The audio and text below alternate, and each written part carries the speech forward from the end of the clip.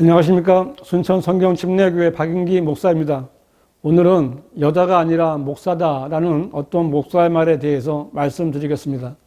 서울의 은평구에 은평제일교회라는 대형 교회가 있는데 이 교회의 심하보 목사는 코로나19 당시 문재인 정권이 교회 예배를 갖지 못하게 탄압할 때 목사와 교인들이 방호복을 입고 주일 예배를 드려서 교계의 주목을 받기도 했던 교회입니다.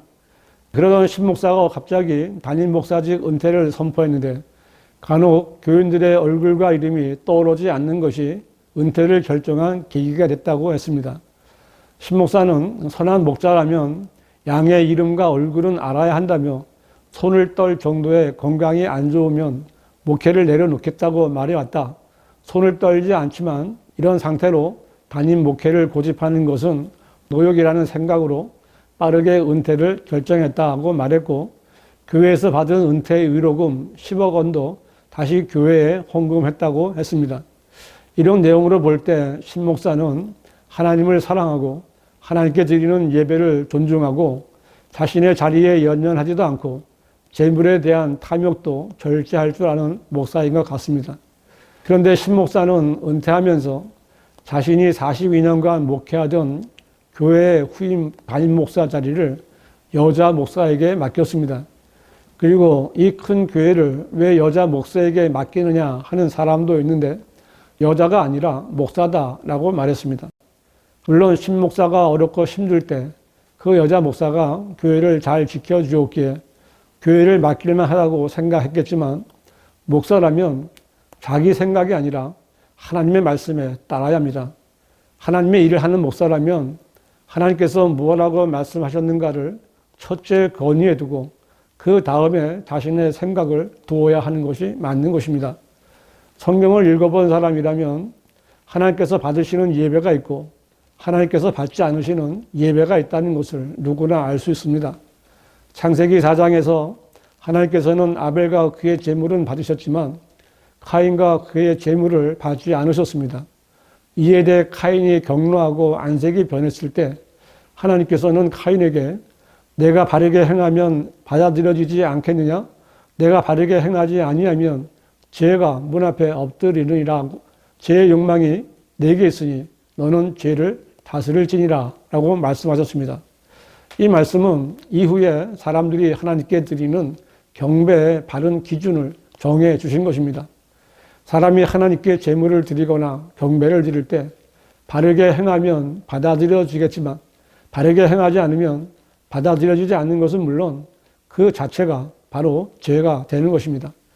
그러므로 사람이 하나님께 제물이나 경배를 드리거나 하나님 가까이 나아갈 때는 바르게 행해야 하는데 그 기준은 바른 성경에 기록된 대로 행하면 되는 것입니다. 만일 성경대로 행하지 않으면 그 누가 아무리 지극정성으로 드린다 해도 하나님께 받아들여지지 않을 뿐만 아니라 오히려 죄를 지은 대가로 인해 죽을 수도 있는 것입니다.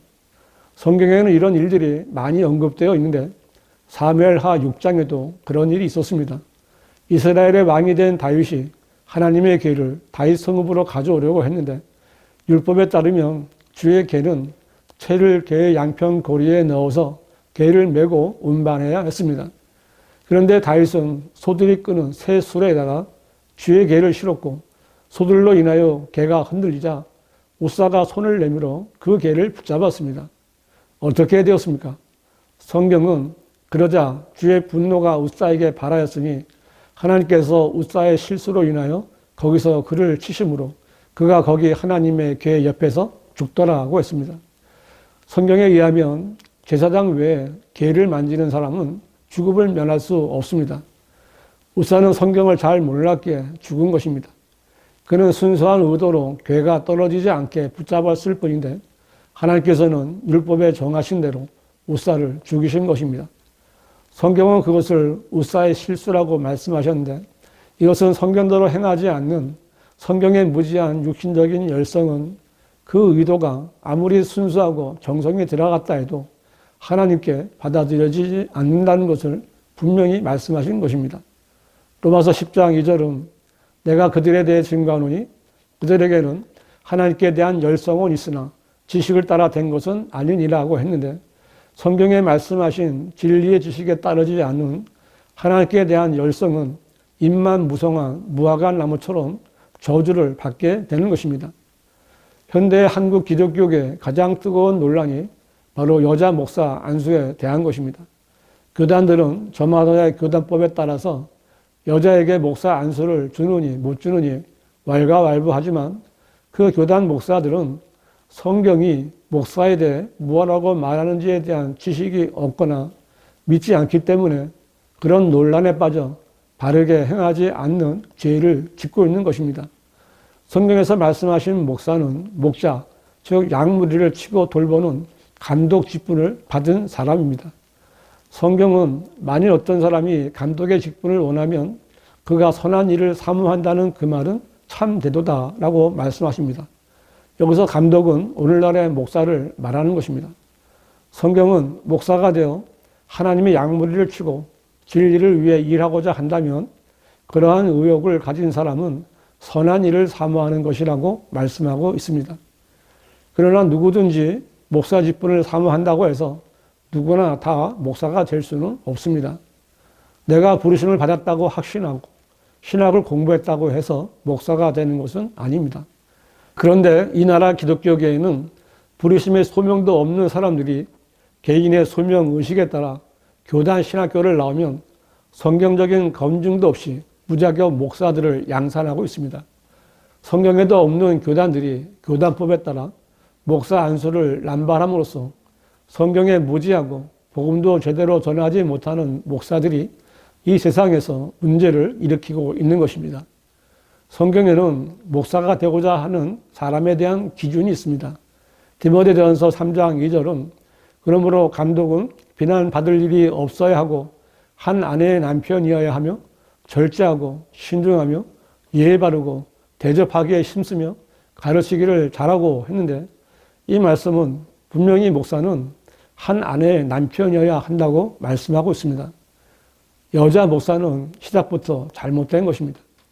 교단이 교세를 확장하기 위해 여자에게 목사 안수를 주었건 어떤 여자가 자기가 목사의 소명을 받았다고 여기고 목사 안수를 받으려고 했건 여자 목사는 성경적인 근거도 없이 인간의 전통으로 하나님의 계명을 어기는 죄를 짓는 일입니다. 이 말씀만이 아닙니다. 성경은 여자는 온전히 순종함으로 조용히 배우게 하라. 나는 여자가 가르치는 것이나 남자에게 권위를 행사하는 것을 허락지 아니하노라. 다만 조용할지니라고 말씀합니다. 하나님께서는 여자에게 남자들 앞에서 권위를 행사하는 것을 불허하시면서 여자들은 남자들 앞에서 다만 조용할지니라 말씀하셨는데 이것은 이해하기 어려운 말이 아닙니다. 그 누구든지 이러한 말씀을 읽어보거나 듣지도 못한 것처럼 외면해버리고 자기들 마음대로 행하면서 말로만 하나님을 믿는다고 해서는 안 됩니다. 여자들을 남자들 앞에 목사로 세우는 것은 하나님의 말씀을 업신여기고 멸시하는 것입니다. 목사는 강단에서 하나님의 말씀을 선포하는 설교자이며 교회를 지키는 파수꾼입니다. 파수꾼은 망을 보다가 적이 공격해 오는 것을 보면 나팔을 불거나 소리를 쳐서 위험을 알리고 경계를 강화하도록 알려주는 임무를 지닌 사람을 말합니다.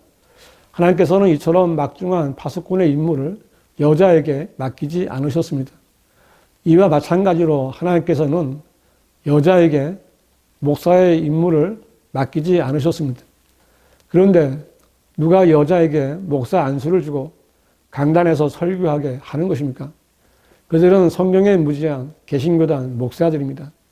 그들은 하나님의 권위를 거역하는 자들입니다.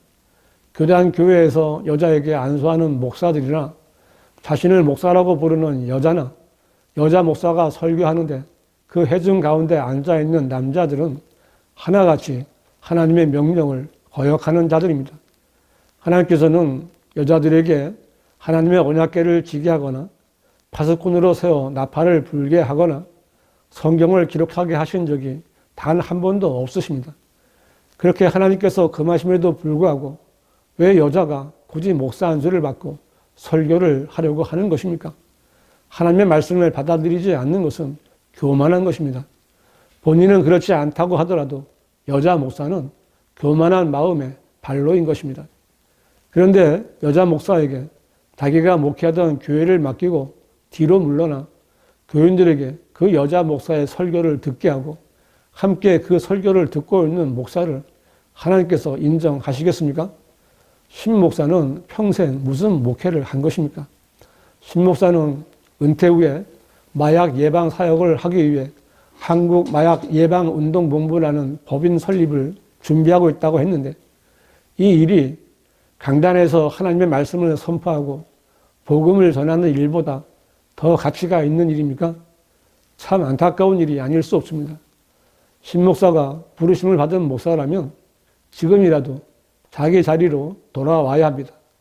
신 목사는 후임 여자 목사를 여자가 아니라 목사다라고 했지만 하나님께서도 그렇게 인정하시는 것입니까? 하나님께서는 목사가 아니라 여자다라고 말씀하십니다. 신 목사 주변에는 성경대로 믿고 충원을 해줄 만한 목사들이 그렇게도 없는 것입니까? 신 목사나 후임 여자 목사나 그 주변의 목사들은 모두 교단에서 안수받은 목사들입니다. 그들의 최종 권위는 성경이 아니라 교단 헌법입니다. 그들은 하나님께서 보시기에 가짜들입니다.